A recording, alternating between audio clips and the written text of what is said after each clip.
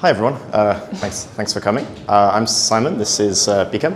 We're from Essential, so we're building what we're calling a declarative blockchain, and the goal of today's whiteboarding session is to give you a bit of an idea of like what that is, like why it is, how it is, through the lens of sort of what applications would look like for such an architecture. So I'm going to give a bit of context of what we're building. Then we are going to go into like a couple of code examples that kind of get into the space of how you go about building applications for this architecture in this paradigm. Please interrupt with questions like at any time. It may be that those will be better answered once we get to the examples, but otherwise we'll do our best to answer as we go. Or thoughts. Or thoughts, yeah. Comments, concerns, anything. Yeah, so sort of I'll take you sort of on a bit of a journey of like how we got to what we're building today. So I suppose decentralized applications and blockchain more globally, like we started with Bitcoin, and Bitcoin kind of gave us the very first glimpse of like what could be for those who've written scripts with Bitcoin. Scripts are basically predicate logic where you can put the ability to spend UTXOs behind arbitrary spending conditions. So these are not Turing complete programs, they are predicate logic which validate true or false, and if they validate true, those are the conditions on which you can spend coins rather than on the provision of a certain signature. So like following on from that, like historically speaking, there was like a desire to see like can we like endow in some way these UTXOs in some way with arbitrary state that they themselves control and over which they can define arbitrary state transition logic. We then, at least the way we see it, took quite a large jump to like the Ethereum model where suddenly we have this Ethereum virtual machine. It's like, why do we have the Ethereum virtual machine?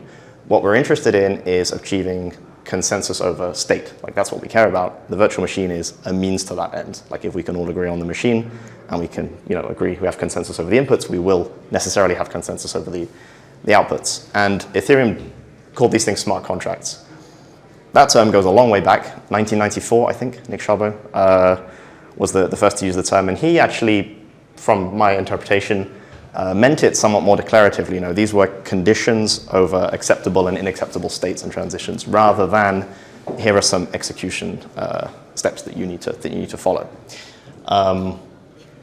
So I feel like in terms of, as I said, we're building a declarative blockchain. I feel like we were very, very close to stumbling across this architecture quite some time ago, and we almost just missed it. We put everything on chain, all the execution behind this VM in search of, it seems like it's a reasonable step, right? Like if you're searching decentralization, all the computation, you need consensus over that. Actually turns out that that's not the case if you approach things declaratively. So if you approach it from a point of view of my smart contract is just going to declare what kinds of state transitions are acceptable. I'm going to defer the discovery of what these state transitions are, like what this list of mutations is, to some off-chain agent. Then all I have to do is verify these things on-chain. So arbitrary on-chain execution is not necessary, only on-chain validation is, assuming that you have some means of coming up with this state that's not on-chain. So that's the missing piece then, is like, where's this state coming from? And I think a lot of people have probably heard a lot of noise about the intent space, and they're sort of exploring this idea quite extensively. Who's incentivized to produce these solutions and under what conditions? That's not so much the topic of this session, but it's suffice to say that you can create mechanisms out of protocol where people are incentivized to propose state mutations, which you can then validate on chain. The chain doesn't care who calculated that state, just that it was calculated and that once you run it through the conditions that you've written, that it's valid. It's like this has numerous benefits, like user experience, better security, better auditability of contracts. It's much easier to audit something that is essentially a circuit. It's just predicate logic than it is to audit something written in a virtual machine, particularly if that's a novel virtual machine for your architecture. So there are benefits there. Lots of teams have tried to, the big example is scalability as we see it. Like a lot of teams have tried to come up with novel virtual machine architecture that improves scalability by having ever more efficient on-chain execution. In our view, they're sort of optimizing something that shouldn't exist. Like if you can get by with no on-chain execution, you should do, and just validate.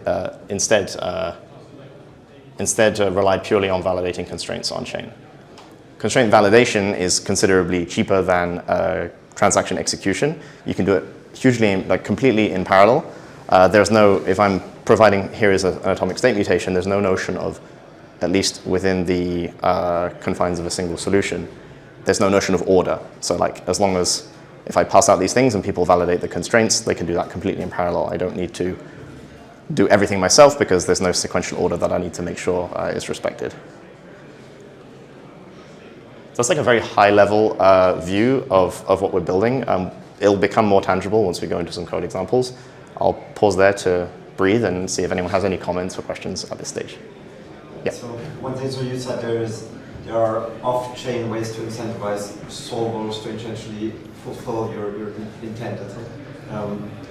Can you give one example of like what's a way? Because yeah, I feel sure. Like the ways to do it reliably, at least in my mind, they're usually on-chain.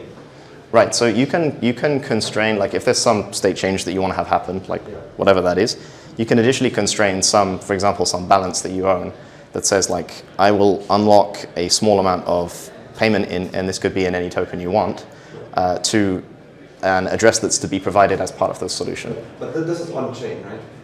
The validation is happening on-chain, but in a sense, the auction insofar as this one is happening off-chain.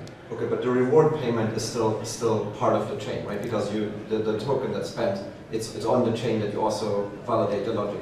Yes, it's on the chain, but it's not like a special case or anything. It's just part of the mutation that's involved. Okay. So it's kind of yeah, you can achieve it like at the application layer. So like applications can define their own auction logic and their own incentivization logic, rather than trying to enshrine it like at the protocol layer. Gotcha. Yeah. Any other thoughts, questions so far? Before we jump into a token example with this declarative paradigm, that will hopefully make this clearer. It's not as much a transfer because there's no execution. It's because when you say transfer, it's like a verb that implies like some movement, although it can be used as a noun too. So before like. Let's just define our like token contract and see how everything works. So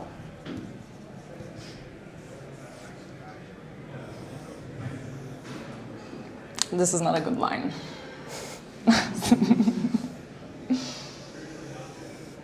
Okay, so similar to other types of contracts that you have seen, we have our contracts have storages, so we're just going to declare a storage block.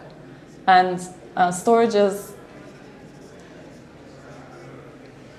just keys and values, just like any other state tree that defines state in that way. So in order to have a token contract, we need to have some notion of balances that belong to certain addresses or keys, and a logic to make sure that the state transitions that are proposed by the solver are actually fulfilling what the user wants. And the user defines what they want in terms of constraints. So in order to represent those balances, let's just add a field here that is a mapping.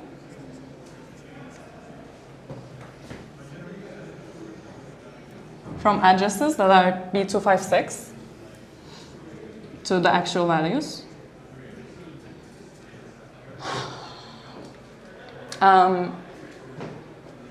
And then when I want to transfer some token, what I'm interested in is who I am. I mean, that's not what I'm interested in, but what everything else in the system is interested in.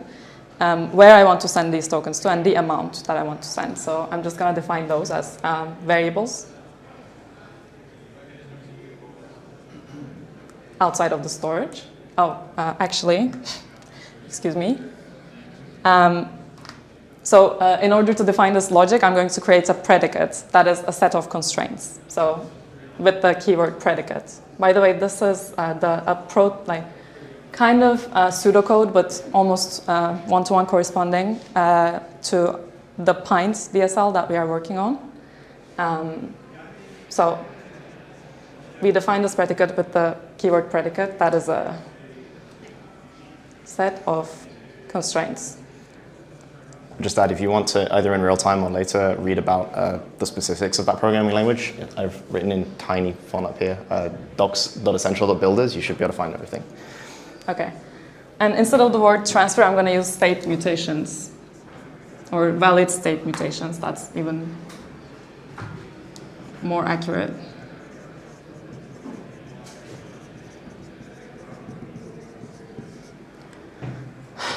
So let's say it ends here. And so my contract is defined by the storage that it defines, and then some predicates. There can be multiple predicates. So a predicate is a set of constraints, and a contract is a set of predicates and storage.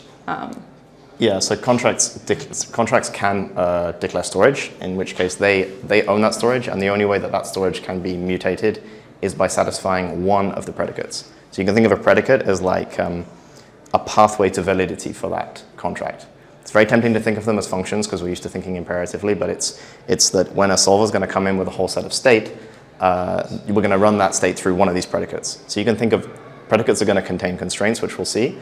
You can think of predicates as being like an and of all of those constraints, but you can think of a contract as almost being like an or of its predicates. Yeah, great. Yeah, like, let's just make that. I don't know, predicate A, B, etc. And this is just an and. So now we want to declare the from that we just talked about, the to, and the amount.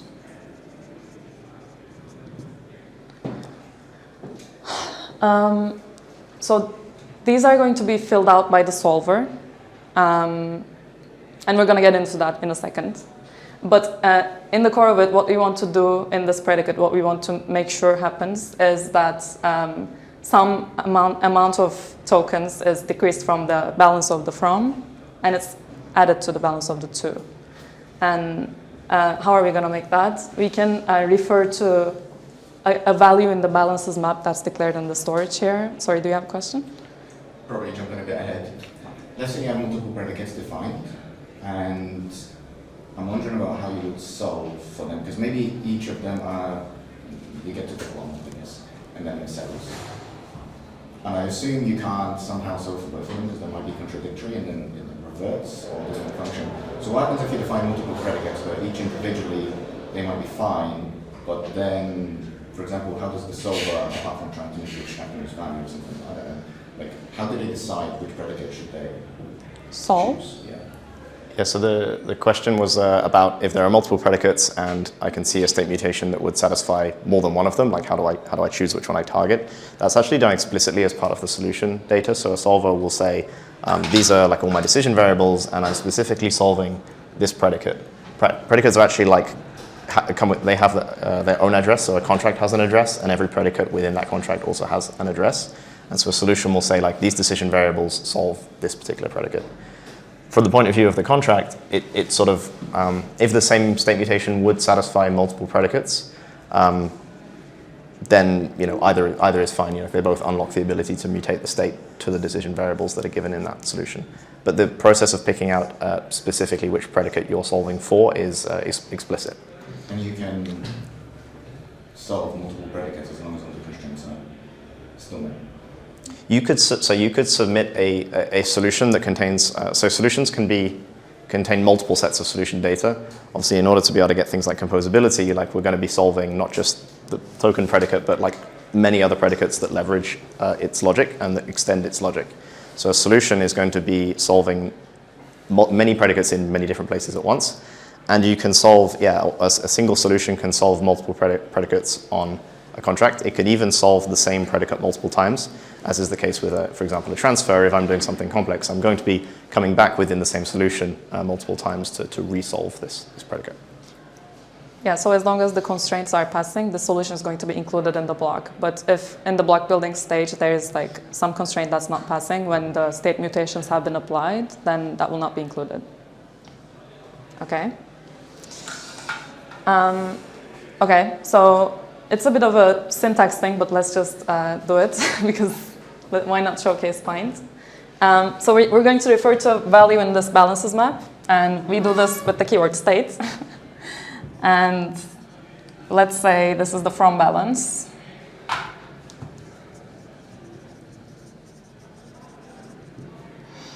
And it's storage,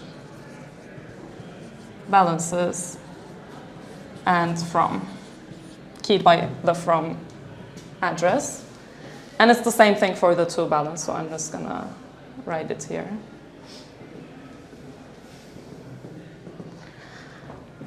So now we're at the constraint stage, and for a valid state mutation that represents a transfer, as I just said, what I want is for my from balance to decrease by amount and to the to balance to increase by amount. So I'm going to declare that with the keywords constraints.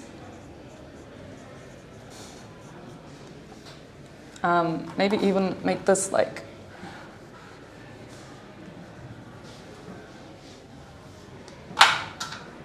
just syntax highlighting.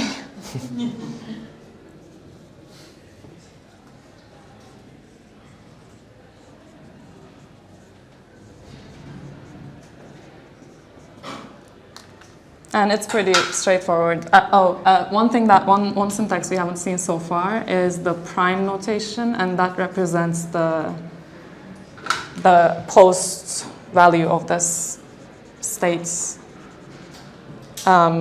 variable. So I want the post state to be the pre-state minus the amount. So because we declared this from balance as a state, by the way, this isn't an assignment, this is a constraint, so this is a Boolean here. And the Pint compiler knows that because this is a variable that is defined by the keyword state, then it should be checking the post value of that state and the pre-value of that state. So all this happens with just this line. And then I want another constraint that does the same thing, the plus version. I've implemented a delta macro for you if you want to use it in your example. Okay. And a macro is just a shortcut. So we want the delta of the to balance.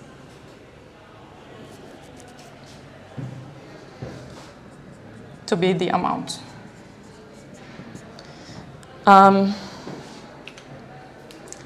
Okay, so this looks good.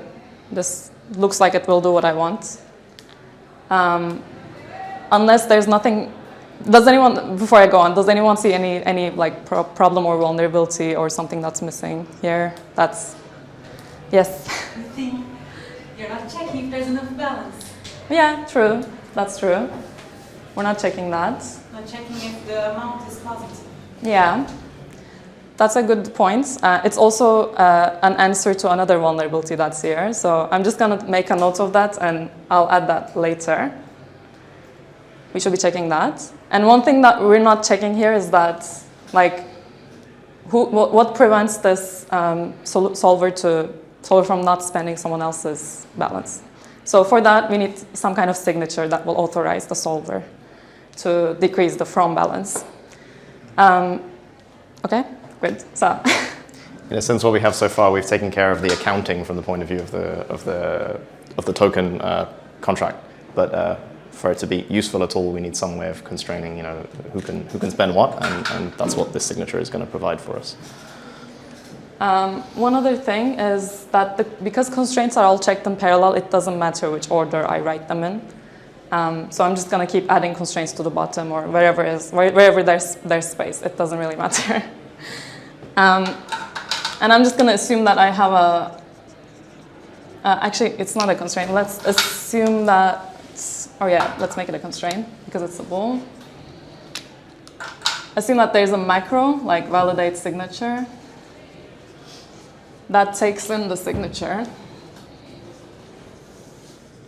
and the data that the signature was signed over, so that's the rest of the variables on the top, so the to and the amount here, and then recovers the signer, so that should be matching from, and let's assume that this macro makes sure of that. Okay, this looks better, but now we need something to prevent against a double spend attack or a double spend. So for that, we need the nonce. So we're going to add the nonce. And we need to keep track of the nonces in the storage as well. And it's pretty similar. So just addresses, a mapping of addresses to some integers.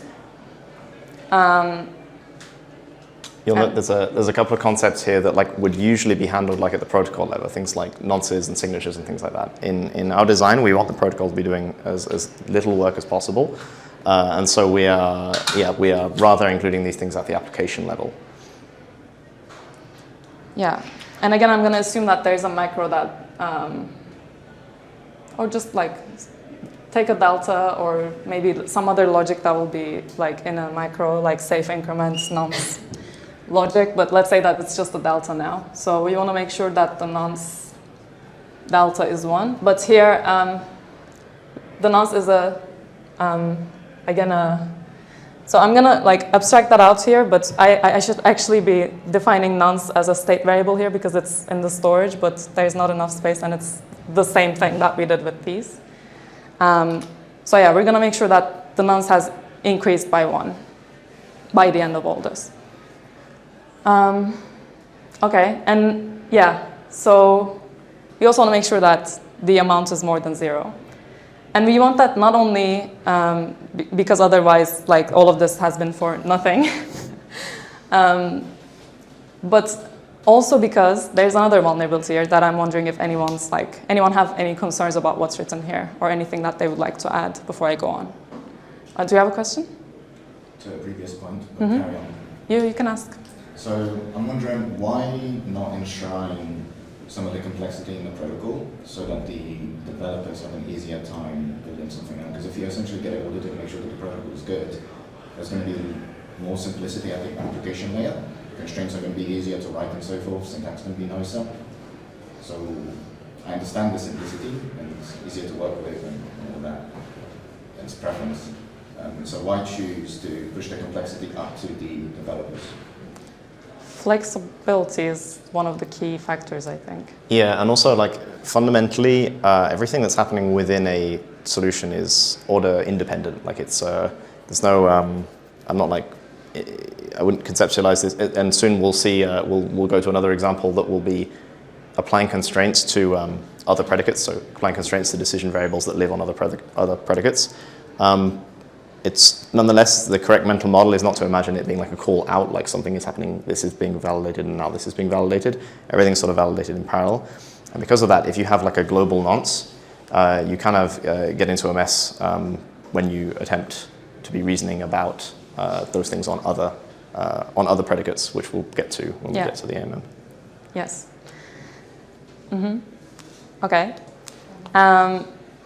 So with the signature and the nonce, we have added some protection, but there's one other thing that is missing here, and it's that everything that is constrained here is kind of like, okay, like it's under control, but everything that is not constrained, so the negative space of constraints in a way, it's tricky. Like the solver could just change the balance of some other key, and we wouldn't know because we're not checking that not every other key is being mutated. So for that, we have this intrinsic that is very helpful, and that is the mute keys len, like the the length of mutable keys. So we want to constrain that in this predicate. All we want is for 2 keys here to change, and we don't want anything else to be touched. So we're just going to add a constraint that will make that possible. There are actually a number of ways that you could expose this concept, like at a higher level in a language. Like here, for simplicity, we're reasoning about the length of the keys because it's concise to do so. You can also reason about specifically which keys are mutable in this context. Yeah. Yeah. But here, because we forgot, but now we should constrain that the amount is 0, as we just talked. If you want, we'll take the storage block as given, and you can carry on running constraints at the top. I think this is it, but yeah. Oh, okay. Then I won't delete it. That's fine. So because the amount is supposed to be greater than 0, then both of these from and to values will change. So this is sufficient to make sure that not anything else doesn't change. But yeah, we could just like refer to a specific key and make sure that it's mutated.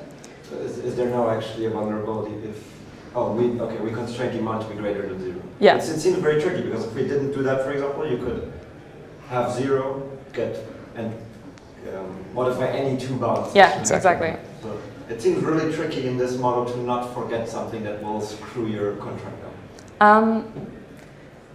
If you refer to specific keys that you want to mutate and think of like writing in that way, it is tricky. Yeah, it is tricky. I'm not rejecting that, but I would also say that like the kind of contracts like this one are very.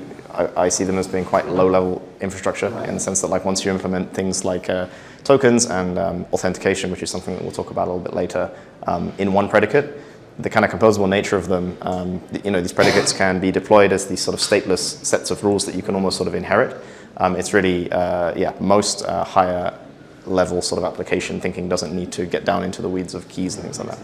They're also, to a reasonable extent, abstracted away from the developer quite nicely in the language. And so, yeah, we're kind of, I guess we're going down into the weeds on them because I think it's interesting to kind of get into the mode of thinking of like, if I'm doing declarative programming and my sort of principle is that the solver can set my state to literally anything as long as it follows the constraints. It's just interesting to get into that headspace. yeah. I guess in practice, stuff like the nonce, you have like a trait or something that you Exactly, say, hey, yeah. this should be like replayed, secure or something. Exactly, yeah. By the way, I realized we haven't been repeating the questions or comments, so maybe we should do that from now on. Mm-hmm. Okay, because of the mics and the recordings. Yeah. Okay, so this is the token contract. Okay, we can jump into the AMM contract if like anyone wants to see like what it looks like, because it's interesting because it involves modifying or constraining the state of another contract because the token defines its own logic and the AMM makes sense of that. So. And I would say as much as a token contract, has its complexity when you're reasoning declaratively, as you mentioned. The sort of the gains come when you start reasoning about high level concepts, and we'll see that with the AMM. Like it's fundamentally because you've implemented this stuff underneath, you're able to reason in terms of your application sort of invariance, and it's basically from the point of view of the AMM, we'll see that actually what you need to describe in your code is very, very small. Okay, I'm getting rid of all this to have some space. As much as it hurts. So can you define the constraints upon external predicates or internal predicates upon not necessarily caring what they do, just the fact that they have successfully executed or been constrained? So for example, I may not necessarily care what one predicate is doing internally. I don't want to check the storage, but I want to say like, hey, as long as that predicate is run before me and it's fine. So what you would do there is you would be reasoning in terms of that predicate having been satisfied will translate into some state being mutated. And so what you would do is you would reason about the state directly, because in order for state to be mutated on any predicate, on any contract, one of its predicates has to be validated. And so you'll see like, yeah, if as we're about to see, if from one predicate you reason about state on another, implicitly, because your constraint is saying, hey, I want this value to change, in order for that value to change, one of those predicates is going to have to be satisfied.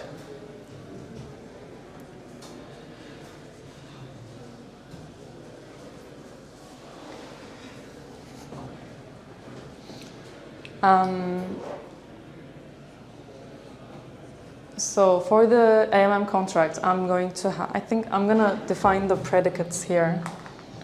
Yeah. So we have a storage block here again, because we need some storage to track reserves of tokens.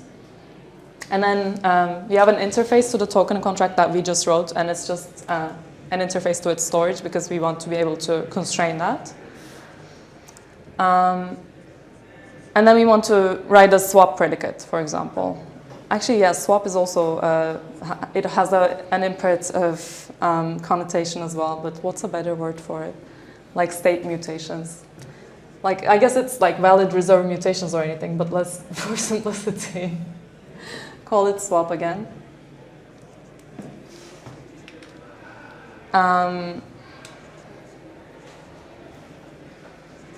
Thank you.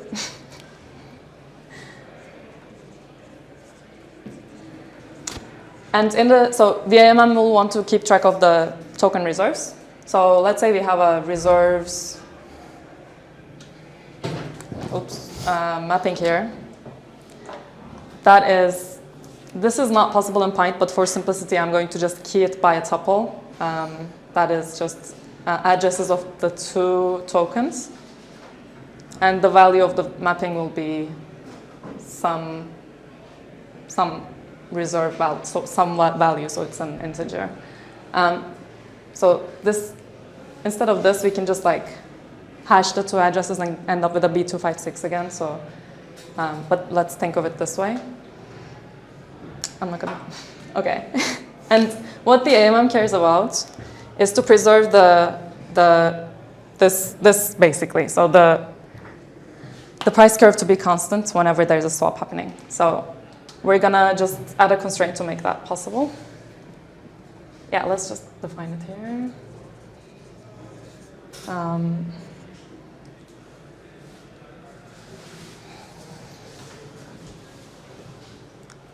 So I'm just going to abstract out the part where we're like getting the values from the keys. But in order to get them, of course, we need to have some variables.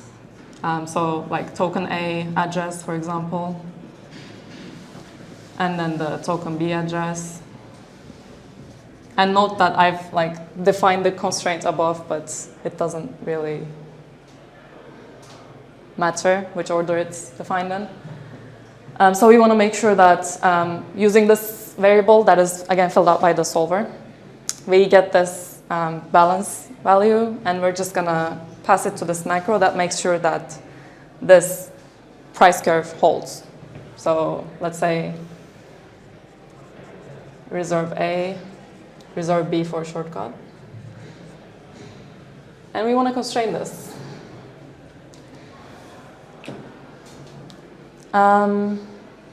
But what we've done so far only has to do with the storage of this AMM contract and doesn't really have anything to do with the tokens. So we want to make sure that these reserves actually correspond to the balance of the token that we just defined. And how are we going to do that?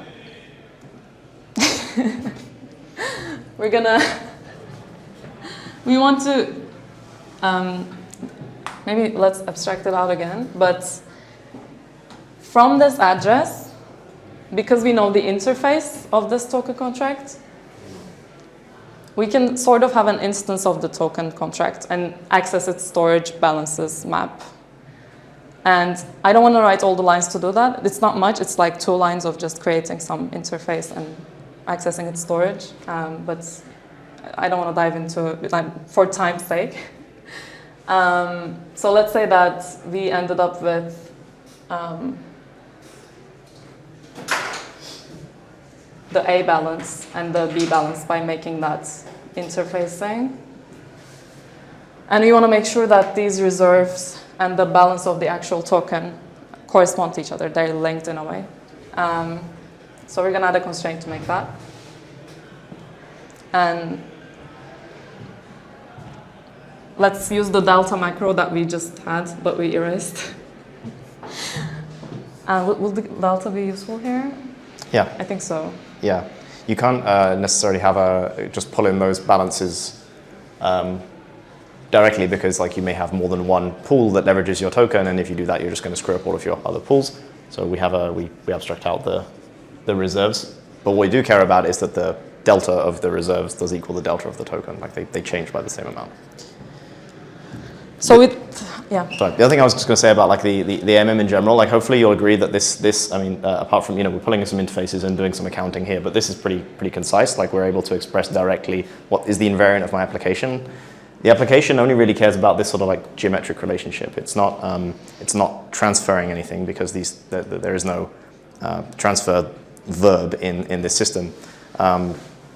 Also, the user is not interacting with an AMM in the way they would with a transaction and saying, I'm going to swap with this AMM.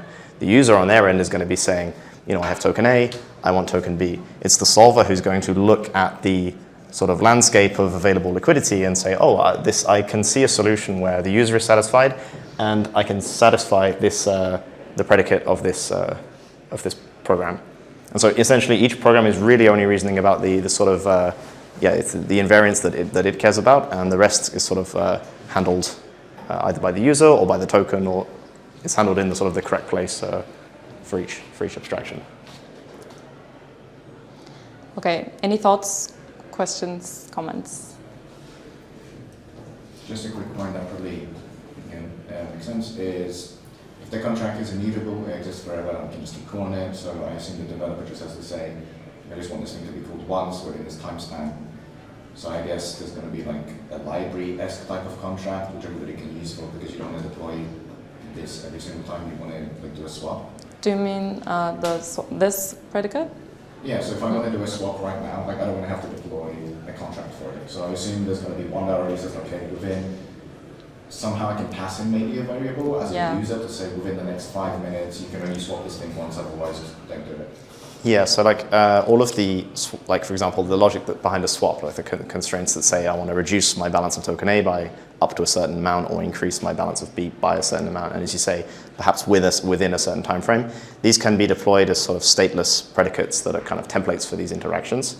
The way the user sort of leverages them for their particular interaction is they produce a signature, as we demonstrated with the token example, that basically it indirectly constrains like the amounts or the addresses that are involved. It doesn't do so directly, like the user is not submitting programs like this. Rather, they're submitting signatures that lock in certain decision variables to specific values.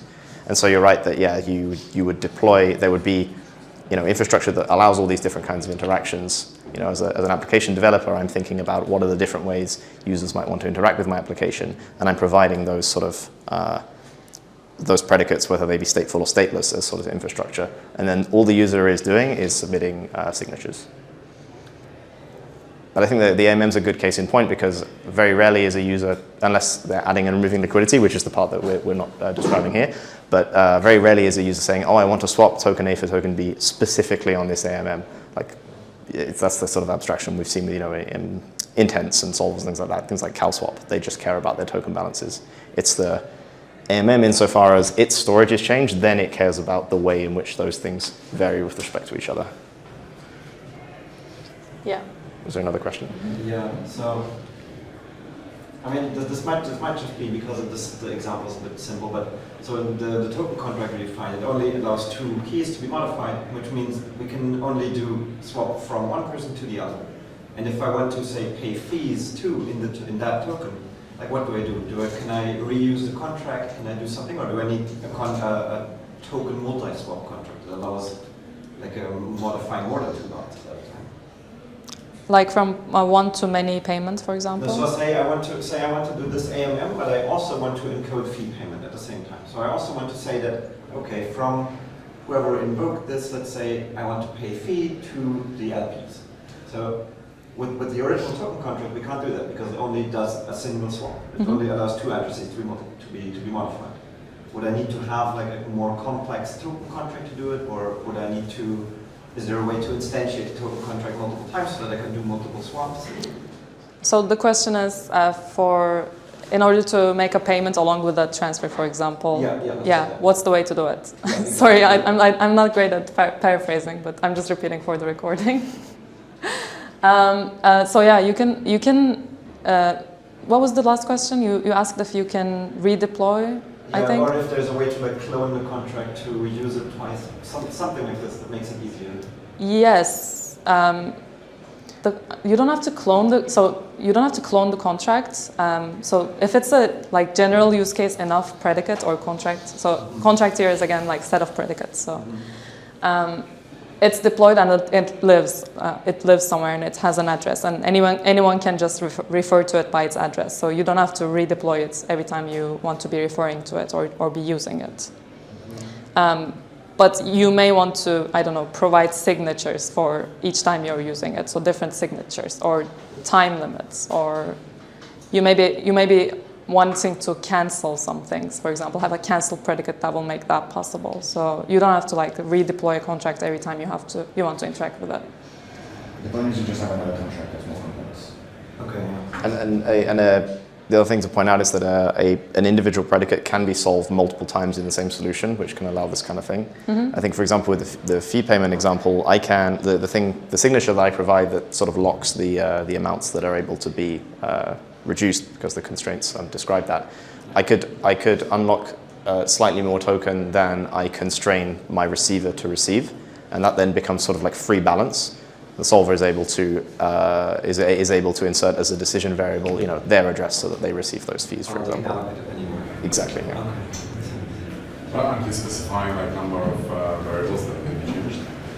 Or number of storage variables that can be changed? Sorry, what's the beginning of the question? How? No, because you're you specifying can. number of Yeah. balances in the predicate that can be changed. No? Yeah, you can specify the number of balances or keys that will be mutated. Well, like if you deploy that contract saying it has this constraint on the predicate that it only modifies like the balances of two addresses from and to. Yeah. And now you want to also like send the fee somewhere, so like additional token somewhere. And you don't know to where, right? No, but like but I'm kind of like working on this question, but like you cannot use the existing contract and then like add some more constraints that do like one more transfer, or like add colors contract twice, because there is a constraint saying you only change two variables. How can like come from a position where you change two and now you want to change three? Okay, I see. So the question is, like you previously constrained the mutable keys to be 2, but now you want it to be 3, for example, and how do you make that possible? And the intrinsic that we introduced to like get the number of mutable keys, that is mute keys len, this is per predicate. So this works per predicate, not per solution or even per contract. So yes. Okay, my business. Okay. Yeah, the correct way of reasoning about keys in general is likely to be referring to specific keys. And the language will provide a higher level way of reasoning about these things. For conciseness in the token example, it's convenient to sort of illustrate that, if I just, I have this trick, if I just constrain any two keys, I can kind of get what I want. But the developer does have the ability to constrain specific keys in the storage database to be mutable. One more question. Of course. Please. You said you can solve the same predicate multiple times during one execution or during one solving. So what does that look like? So could you solve the token contract multiple times? Yes. So for example, if I write a separate predicate that's like a splitter that says like, okay, I have like 10 USDC and I want to send 5 over here and 5 over here. As we saw, the token contract that we wrote only allowed me to change 2 keys, and so I can't change those 3. But I can satisfy that predicate twice in order to achieve the. Right, just different. Exactly. Yeah. Okay. So then I would be able to provide as many, 2 signatures, for example, and then the solver is able to see. Okay, I can see like. But the state among both predicates, they will see the same resulting state. No, they will see different resulting state because, right? Yes. So you can in the same solution you cannot have like, I don't know, my balance as 10 and then also 12. Yeah. Because when the solution is submitted and the pre-state and the post-states are checked, so like pre-state is read by the VM, and then the state mutations are simulated in a way, and then the post-state is checked. So at that post-state checking stage, one of those will pass, for example, or maybe that won't pass either, but the other one will definitely not pass because you're referring to the same value and you want it to be 2 different values. And so that solution will not be included. Yeah.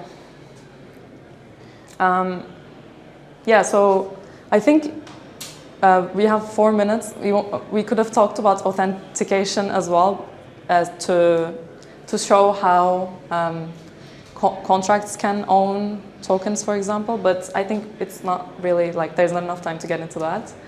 I think one other thing we can mention is the transient data.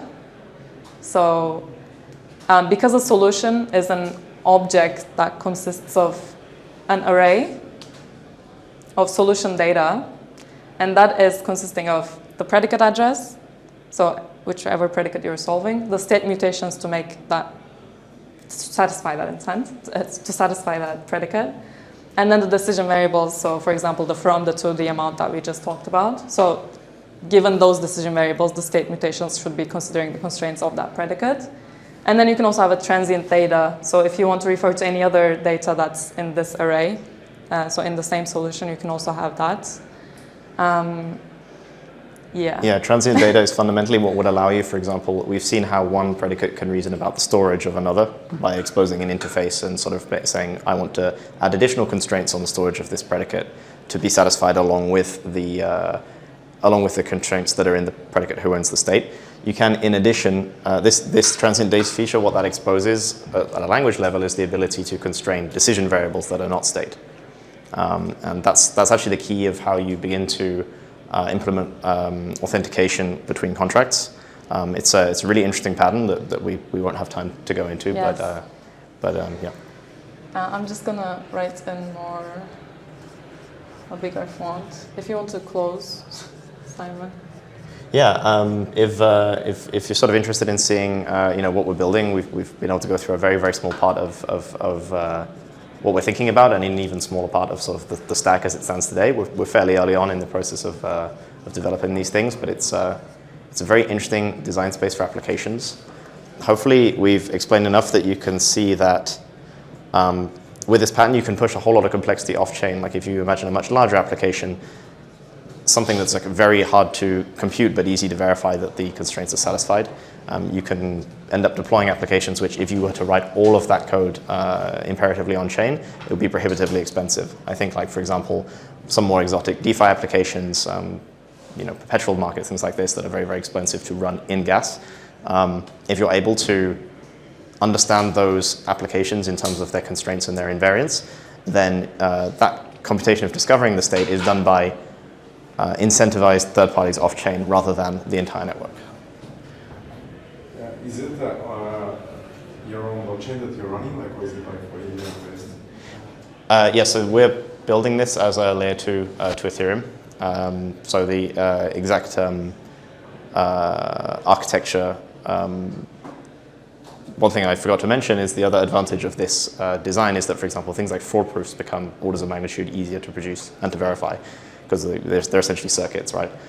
So yeah, we're deploying as like a layer 2 to Ethereum with fraud proofs on the picture. Question? No, sorry, I thought you raised your hand. Okay. Speaking of fraud proofs, can you leak a little bit of alpha about your novel optimistic settlement? Steven mentioned it before. I'm not sure if it's still a thing. So I suppose maybe you're referring to like exactly what form the fraud proofs take, whether they're optimistic or like ZK. Is that the question? I recall a long time ago, I think it was in a Good Intentions channel, or maybe somewhere else, maybe I was talking to Steven privately, about how you're going to set it to Ethereum. And there was a discussion about, like, you've got some novel mechanism that you're doing, potentially to speed things up or something like that. I recall any of the details, he was very hush about it. So does that ring any bells? Yeah, there are some interesting things you can do, especially around like light clients, if you're interested in building a statistical certainty around the state of the chain without having to validate the entire thing.